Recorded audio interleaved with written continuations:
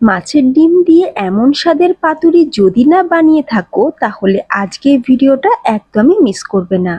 সর্ষের ঝাঁঝ, কলাপাতার গন্ধ আর মাছের ডিমের অসাধারণ স্বাদ সব মিলিয়ে আজকে বানাবো দারুণ স্বাদের মাছের ডিমের পাতুরি, যা গরম ভাতের সাথে একদম জমে যাবে।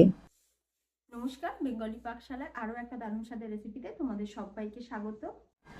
এই সময় কিন্তু প্রচুর পরিমাণে মার্কেটে মাছের ডিম পাওয়া যায়, কারণ বর্ষা চলে গেলে মাছের ডিম কিন্তু মার্কেটে আর পাওয়াই যায় না। তাই এই সময় মাছের ডিম দিয়ে আমরা কিন্তু বিভিন্ন রকম রেসিপি করে খেয়ে থাকি।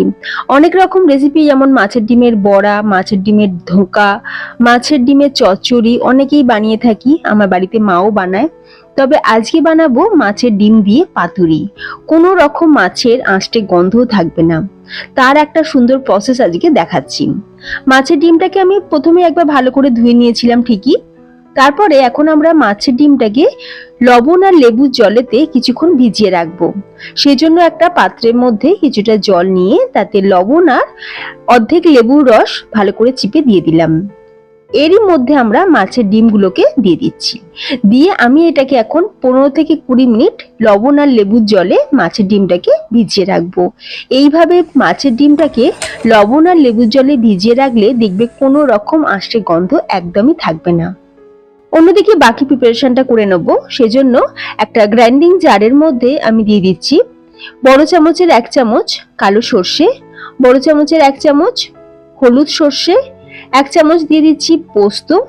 এখন এই শুকনো যে মশলাগুলো যেমন সর্ষে আর পোস্ত, এগুলোকে আমরা জল ছাড়াই সুন্দর করে একটু গুঁড়ো করে নেব। যেহেতু অল্প পরিমাণে মশলাটা, তাই মিক্সিতে কিন্তু জল দিয়ে পেস্ট করলে ভালো মতন স্মুথ পেস্ট হয় না।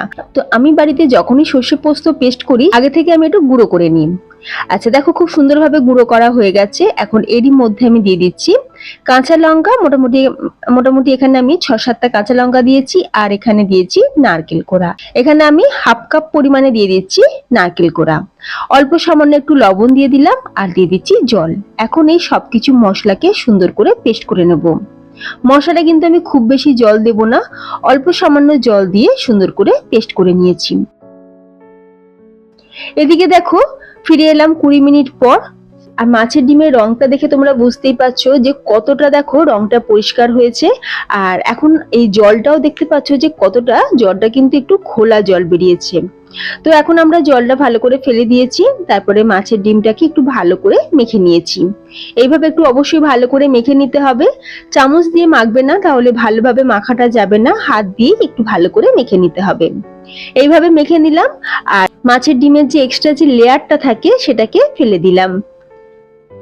খুব সুন্দর করে মাছের ডিমটাকে মেখে নিয়েছি। এখন আমি এরই মধ্যে দিয়ে দিচ্ছি স্বাদ অনুযায়ী লবণ, হাফ চামচ হলুদ, 1 চামচ জিরের গুঁড়ো, 1 চামচ গ্রেট করে নেওয়া রসুন।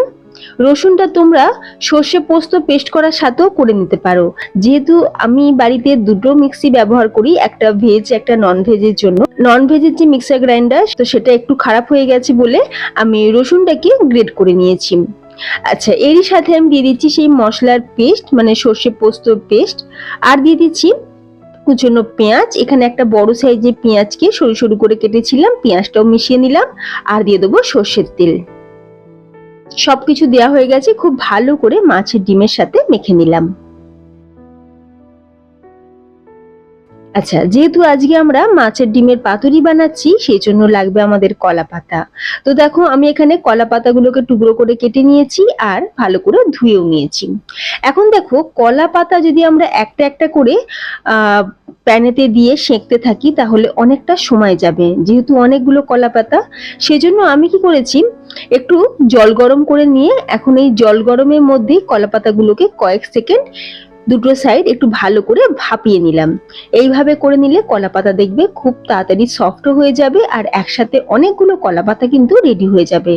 কলা পাতা এমনি অবস্থায় কিন্তু ভাঁজ করা যাবে না, ছিঁড়ে যাবে। সেই জন্য অবশ্যই কলা পাতাগুলোকে একটু সেঁকে নিতে হবে, না হলে এইভাবে একটু জলের ভাপে ভাপিয়ে নিতে হবে।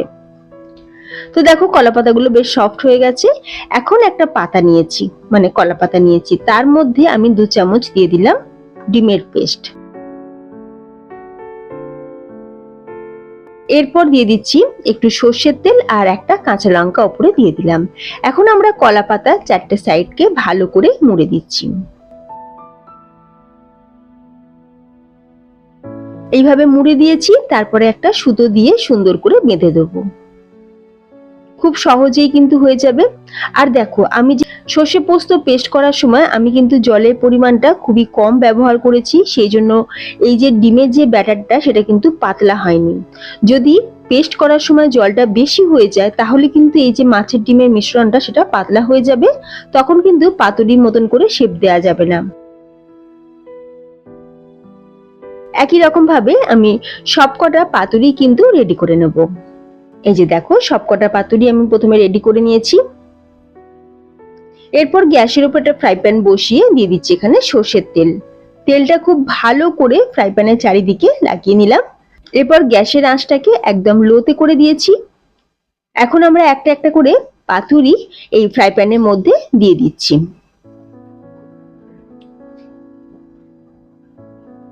এবার চাপা দিয়ে আমরা এটাকে কুক করব, কিছুক্ষণ অপেক্ষা করব।